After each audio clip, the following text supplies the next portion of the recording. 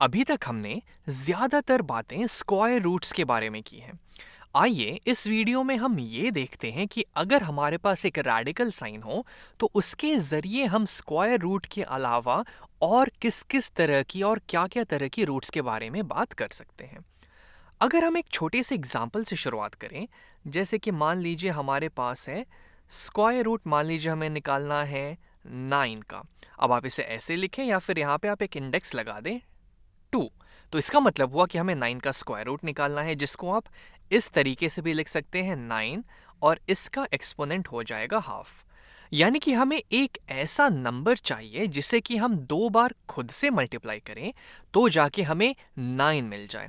अब हमें पता है कि 3 टाइम्स 3 9 होता है, तो इसकी वैल्यू यहां से 3 के बराबर आ जाएगी। अब आपके सवाल में सवाल में नहीं, आपके दिमाग में दूसरा सवाल ये उठ रहा होगा कि अगर हम -3 को -3 से मल्टीप्लाई करें तो भी तो हमें +9 ही मिलेगा।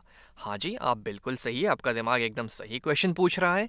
लेकिन हमने यहाँ पे इस रैडिकल साइन का यूज किया है, और जब भी हम रैडिकल साइन की बात करते हैं तो हम हमेशा प्रिंसिपल रूट की बात कर रहे होते हैं। इसलिए यहाँ पे हम सिर्फ पॉजिटिव वैल्यूज लेंगे, या फिर अगर मैं और प्रिसाइसली कहूं तो हम सिर्फ नॉन नेगेटिव वैल्यूज की ही बात करेंगे।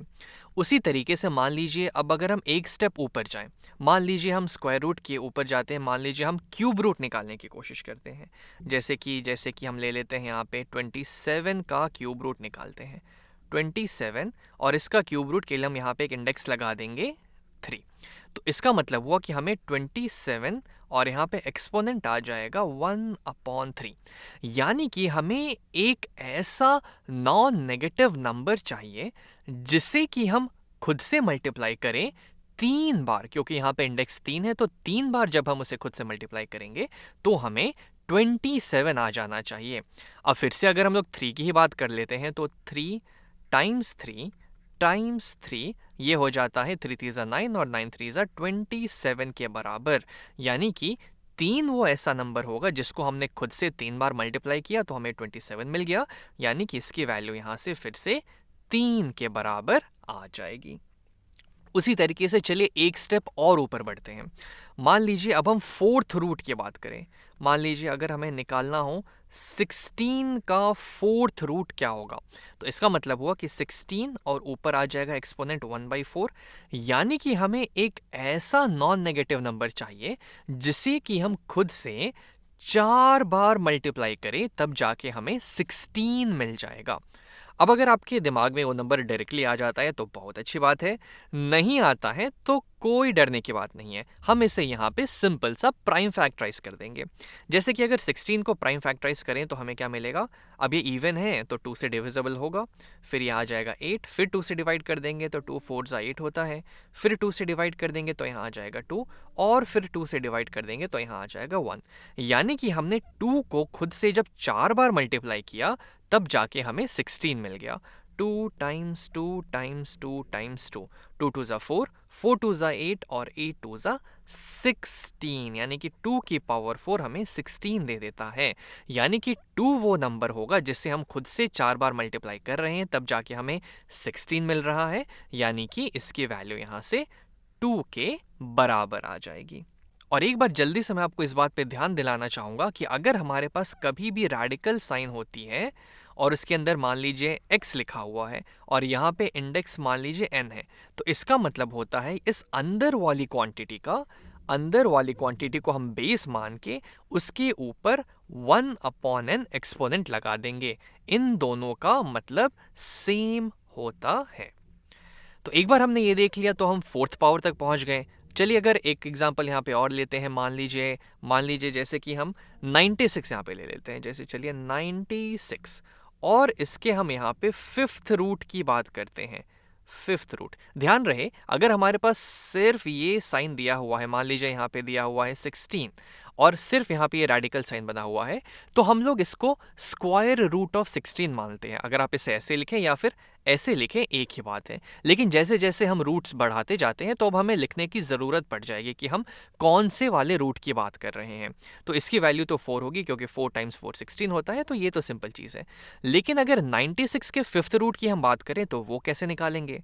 तो इसका मतलब पहले तो ये हो जाएगा 96 की पावर 1/5, यानी कि हमें एक ऐसा नंबर ढूंढना है जिसे कि जब हम 5 बार खुद से मल्टीप्लाई करेंगे तो हमें 96 मिलेगा। अब इसको सीधे सीधे सोचना थोड़ा मुश्किल है, तो एक काम करते हैं, हम 96 को प्राइम फैक्टराइज करते हैं। तो 96 एक इवन नंबर है, तो 2 से डिविजिबल होगा, तो 2 4 ज़ा 8 और 2 8 ज़ा 16, फिर 2 से डिवाइड करते हैं तो आ जाएगा 24, फिर 2 से डिवाइड करेंगे तो आ जाएगा 12, फिर 2 से डिवाइड करेंगे तो आ जाएगा 6, और फिर 2 से डिवाइड करेंगे तो आ जाएगा 3, और फिर 3 से डिवाइड करेंगे तो आ जाएगा 1। यानी कि 96 को लिखा जा सकता है 2 times 2 times 2 times 2 times 2 times 3, 2 times 2 times 2 times 2 times 2 times 3। यानी कि इसको हम लिख सकते हैं 2 की पावर 5 टाइम्स 3 के बराबर। अब अगर हमें 96 का यहाँ पे फिफ्थ रूट पता करना है, यानी कि 96 की पावर 1/5, तो ये तो 96 के ही बराबर है, तो इस पूरे की जगह हम लोग लगा देंगे 1/5। तो अब देखते हैं इसकी वैल्यू क्या आएगी। तो ये हो जाएगा 2 की पावर 5 टाइम्स 1/5 टाइम्स 3 की पावर 1/5। इसको हमने, इस पावर को हमने दोनों पे डिस्ट्रीब्यूट कर दिया।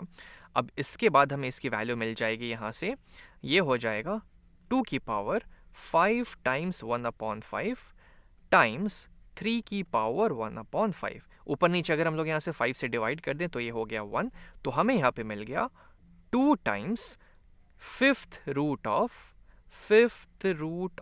3। ये आ गई फिफ्थ रूट ऑफ 96 की वैल्यू यहाँ से। अब आप बोलेंगे ये तो थोड़ा अजीब सा लग रहा है, लेकिन अगर आप लॉजिकली देखें जो कि इसका मतलब था, यानी कि इसका मतलब ये हुआ कि हमें एक ऐसा नंबर चाहिए था जिससे कि हम 5 बार खुद से मल्टीप्लाई करें तो हमें 96 मिल जाए।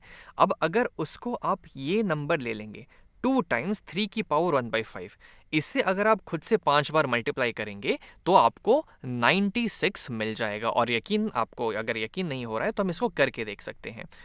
2 टाइम्स 3 की पावर 1/5, ये हुआ एक बार, फिर इसको मल्टीप्लाई करेंगे 2 टाइम्स 3 की पावर 1/5, फिर इसको मल्टीप्लाई करेंगे 2 टाइम्स 3 की पावर 1/5, फिर इसको मल्टीप्लाई करेंगे 2 टाइम्स 3 की पावर 1/5, और फाइनली फिर से मल्टीप्लाई करेंगे 2 टाइम्स 3 की पावर 1/5। तो यहाँ पे कितने बार 2s आ गए? तो 1 2 3 4 5, तो ये हो जाएगा 2 की पावर 5 टाइम्स 3 की पावर, अब बेस सेम है इसका ये सारे बेस सेम है तो हम इनके पावर्स को ऐड कर सकते हैं।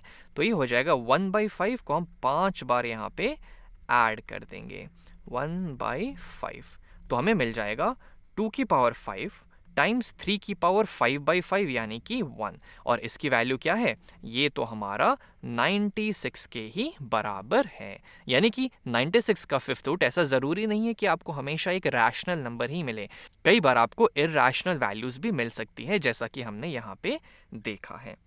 उसी तरीके से मान लीजिए, अगर एक लास्ट एग्जांपल यहाँ पे और कर लेते हैं। मैं चाहता हूँ कि इस चीज़ को हम अच्छे से समझ जाएं, ताकि अक्सर हम फिर आगे इस चीज़ को बड़ी आसानी से सॉल्व कर पाएँ, इससे रिलेटेड क्वेश्चंस। मान लीजिए हमें दिया हुआ है, अगर हमें पता करना है, चलिए अब हम सिक्स्थ रूट की बात करते हैं। सिक्स्थ रूट ऑफ 64, और मान लीजिए यहाँ पे एक वेरिएबल भी ले लेते हैं, x टू दी पावर 8।